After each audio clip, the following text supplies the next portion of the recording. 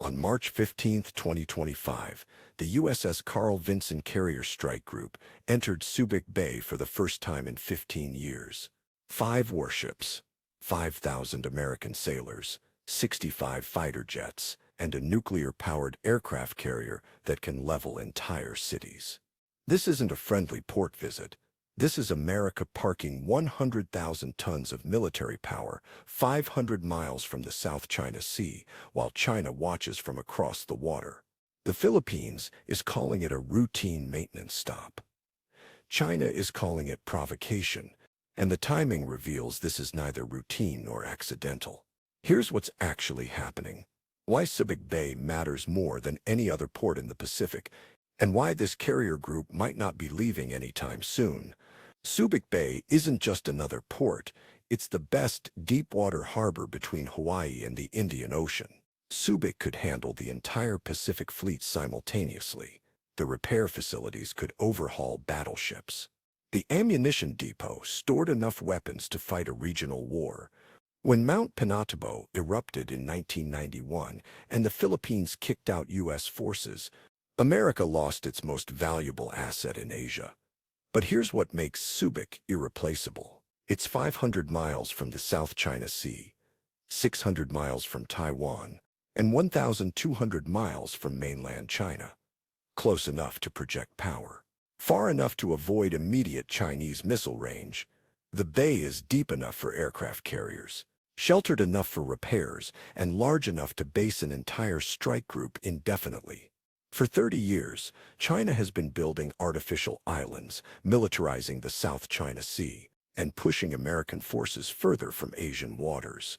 U.S. carriers have to operate from Guam, 1,500 miles away. Every year, China gets bolder because American response time keeps increasing. A carrier operating from Guam needs 2 days to reach a crisis in the South China Sea. A carrier operating from Subic needs 8 hours. That 8-hour response time is what China fears most. When U.S. carriers were based at Subic during the Cold War, China couldn't move without American aircraft overhead within hours. When Subic closed in 1991, China gained operational freedom it hadn't had in a century. Now, with American carriers returning to Subic Bay, that freedom is disappearing. The U.S. Carl Vinson isn't alone. It's the centerpiece of a carrier strike group, which is the most powerful naval formation on Earth. Here's what just entered Subic Bay. 1 Nimitz-class aircraft carrier. The Carl Vinson displaces 100,000 tons, carries 5,000 personnel, and operates 65 aircraft. The flight deck is 1,092 feet long. The ship is powered by 2 nuclear reactors that never need refueling. It can operate at sea for 20 years without returning to port. When you see an American carrier, you're looking at a floating city with more firepower than most countries' entire militaries. 2 Ticonderoga-class guided missile cruisers. These ships carry 122 vertical launch cells each, loaded with Tomahawk cruise missiles, SM-6 air defense missiles, and anti-submarine rockets. They're the strike group's defensive shield and offensive punch. 1 cruiser can hit 122 targets simultaneously across 1,000 miles. 2 Arleigh Burke-class destroyers.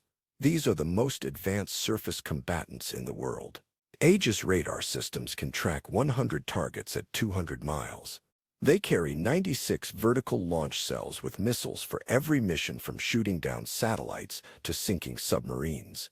1 fast attack submarine.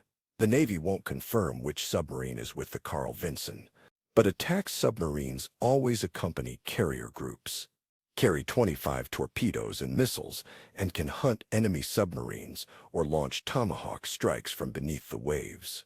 The submarine entered Subic Bay submerged. China has no idea where it is right now. Total firepower in Subic Bay right now: 65 F/A-18 Super Hornets and F-35C stealth fighters, 400-plus cruise missiles, 500-plus air defense missiles, 100-plus anti-ship missiles, 50-plus torpedoes, and 2 nuclear reactors powering the entire formation indefinitely. But here's what makes this terrifying for China. Everything in this strike group can hit targets 1,000 miles away. From Subic Bay, that range covers the entire South China Sea, the Taiwan Strait, and parts of mainland China. If the U.S. wanted to enforce a blockade of Chinese shipping lanes, this strike group could do it from Subic without moving. If Taiwan needed air support, F-35C from the Carl Vinson could be over Taipei in 90 minutes. Three things changed in the last 6 months that made this port visit inevitable. First, China has been harassing Philippine fishing vessels and Coast Guard ships in the South China Sea with increasing aggression. In January 2025, Chinese Coast Guard vessels used water cannons on Philippine boats near Second Thomas Shoal. In February, Chinese maritime militia ships blocked Philippine supply missions to troops stationed on the Sierra Madre, a grounded ship that marks Philippine territory. Philippine President Ferdinand Marcos Jr. has been warning for months that China's actions are approaching the level that would trigger the U.S.-Philippines Mutual Defense Treaty. Here's the strategic situation. The Philippines and China both claim parts of the South China Sea. The Permanent Court of Arbitration ruled in 2016 that China's claims have no legal basis under international law. China ignored the ruling and continued building military bases on artificial islands throughout the disputed waters. Now China operates from 7 fortified islands with runways, radar stations, and anti-ship missiles. They've essentially militarized 90% of the South China Sea. Second, Taiwan's situation has deteriorated dramatically. China has been running military exercises, simulating a Taiwan invasion every month for the past year. In February 2025, Chinese aircraft violated Taiwan's Air Defense Identification Zone 250 times in a single month. Chinese Navy ships now operate in a permanent blockade formation around Taiwan. U.S. intelligence assessments say China is preparing the capability to invade Taiwan by 2027. That's 2 years away. The strategic calculation is simple. If China invades Taiwan, the U.S. will intervene. American war plans require carriers to be close enough to establish air superiority over Taiwan within 48 hours of Chinese invasion. Operating from Guam makes that impossible. Operating from Subic Bay makes that achievable. China knows this. That's why they're furious about this port visit. Third, the Philippines changed its strategic posture. For decades, the Philippines maintained a balanced approach between the U.S. and China, trying not to anger either power. That ended in 2023 when President Marcos signed the Enhanced Defense Cooperation Agreement, giving the U.S. access to 4 additional military bases in the Philippines. Then in early 2025, Marcos publicly stated that if China attacks Philippine vessels, it would constitute an armed attack, triggering the Mutual Defense Treaty with the United States. Translation: the Philippines is picking sides. After years of trying to stay neutral while China encroached on their territory, Manila decided that American security guarantees are worth more than Chinese economic pressure. The Carl Vinson in Subic Bay is the visible manifestation of that choice. China's response has been immediate and aggressive. Within 12 hours of the Carl Vinson entering Subic Bay, China's Ministry of Foreign Affairs issued a statement calling it a provocation and warning that the United States is destabilizing the region. Within 24 hours, the People's Liberation Army Navy dispatched 3 ships to patrol waters near Subic Bay. Within 48 hours, Chinese state media was running stories about how the Philippines is becoming an American puppet. But here's what China is actually doing behind the diplomatic protests. The People's Liberation Army Rocket Force has repositioned mobile missile launchers to positions along China's southeast coast. These are DF-21D and DF-26 anti-ship ballistic missiles, designed specifically to sink American aircraft carriers. The missiles have a range of 900 to 2,500 miles, putting every ship in Subic Bay within striking distance. Chinese submarines have increased patrols in the South China Sea.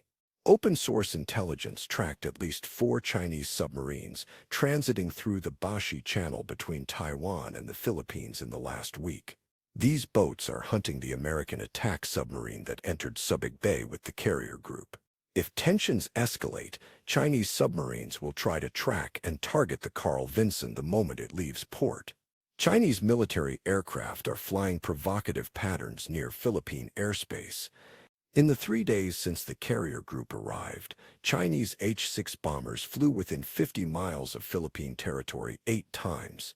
These flights are testing Philippine air defense response times and signaling that China can strike Subic Bay from the air if they choose. And China is mobilizing their maritime militia. This is the fleet of hundreds of civilian fishing vessels that are actually operated by the Chinese military. They're moving into positions around the South China Sea, creating human shields that would complicate any U.S. military operation. If the Carl Vinson tries to operate near disputed islands, Chinese militia ships will position themselves in the way, forcing the U.S. to either back down or risk sinking civilian vessels. Here's what all of this means. China isn't just protesting diplomatically. They're positioning military assets for potential conflict. The carrier group in Subic Bay has triggered Chinese war preparations. Both sides are now postured for confrontation, ranging from manageable tension to catastrophic escalation. Scenario 1 is the official story. The Carl Vinson completes a maintenance stop, conducts joint exercises with the Philippine military, and departs after 2 weeks. The U.S. demonstrates commitment to the Philippines. China protests but takes no action, and the situation returns to the previous status quo with slightly increased tensions. This is what both governments are publicly claiming will happen. But here's why Scenario 1 is probably not what's actually happening. Carrier strike groups don't need 2 weeks of maintenance at foreign ports unless they're planning extended operations in the region. The Carl Vinson could get anything it needs in Guam or Japan, both of which have full U.S. naval facilities. Subic Bay hasn't been a U.S. naval base in 34 years.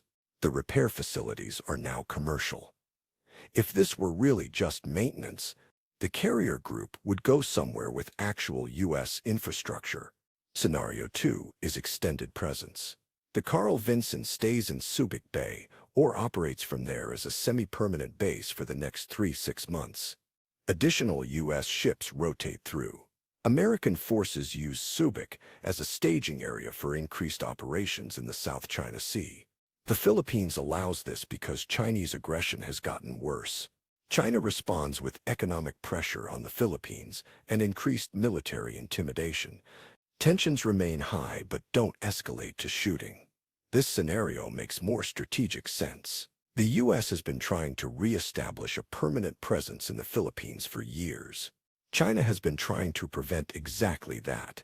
The carrier group's arrival might not be a port visit at all. It might be the beginning of the U.S. returning to Subic Bay permanently, just not officially calling it a base to avoid the political backlash. Scenario 3 is crisis escalation. While the Carl Vinson is in Subic Bay, China makes a move against Taiwan or seizes a disputed island in the South China Sea. The carrier group deploys immediately to respond. China and the U.S. find themselves in a military confrontation, neither initially wanted but both prepared for. The situation that starts as a port visit becomes the opening position for great power conflict. This scenario is more likely than most people realize. China has been escalating for months. The U.S. just positioned massive military power 500 miles from Chinese-claimed territory. Both sides are postured aggressively. All it takes is one incident, one miscalculation, one Chinese commander deciding to enforce their territorial claims while American carriers are watching. And this goes from tense port visit to shooting war. Most Americans don't care about the South China Sea. It's thousands of miles away. It's not our territory. Why does it matter if China controls some islands? Here's why it matters. 30% of global maritime trade passes through the South China Sea. $5 trillion in goods annually. Oil from the Middle East to Japan. Electronics from Taiwan to America. Agricultural products from Southeast Asia to everywhere. If China controls the South China Sea, they control the trade routes that feed half the world's economy. Second, The credibility of American security commitments depends on defending allies. The U.S. has mutual defense treaties with the Philippines, Japan, South Korea, and Australia. These treaties say America will defend them if attacked. If China seizes Philippine territory and the U.S. does nothing, every ally in the Pacific realizes American promises are worthless. Japan reconsiders its defense strategy. South Korea questions U.S. support. Australia starts hedging toward China. The entire American alliance system in Asia collapses. Third, Taiwan. If China successfully dominates the South China Sea, Taiwan is next. The island is 100 miles from mainland China. If Chinese forces control the waters and airspace around Taiwan, invasion becomes possible. Taiwan produces 90% of the world's advanced semiconductors. Every smartphone, every computer, every advanced weapon system depends on Taiwanese chips. If China takes Taiwan, they control the technology supply chain for the entire world. The carrier strike group in Subic Bay is about all of this. It's not just about the Philippines. It's about whether America can maintain a military presence capable of deterring Chinese expansion. It's about whether U.S. alliances in Asia remain credible. It's about whether China's Belt and Road strategy succeeds in pushing American forces out of the Western Pacific entirely. The Carl Vinson entering Subic Bay is the most significant U.S. military deployment in Asia in a decade. It signals that America is prepared to contest Chinese dominance of the South China Sea with forward-deployed military power. It demonstrates to the Philippines and other Asian allies that the U.S. will actually show up when threatened. But it also dramatically increases the risk of conflict. American carriers this close to Chinese claimed territory create situations where accidents can become incidents and incidents can become wars. A Chinese submarine tracking the Carl Vinson could be interpreted as hostile action. An American fighter jet intercepting a Chinese bomber could lead to a collision like the one that killed a Chinese pilot in 2001. Any of these moments could spiral into shooting. Both governments will say this is routine. Both will claim there's no increased tension. Both will insist this is just normal operations. None of that is true. The Carl Vinson in Subic Bay is America drawing a line in the Pacific and daring China to cross it. How China responds in the next 2 weeks will determine whether the South China Sea remains contested or becomes a war zone, and whether the Philippines' decision to host American carriers was strategic brilliance or the decision that dragged them into a conflict they can't survive.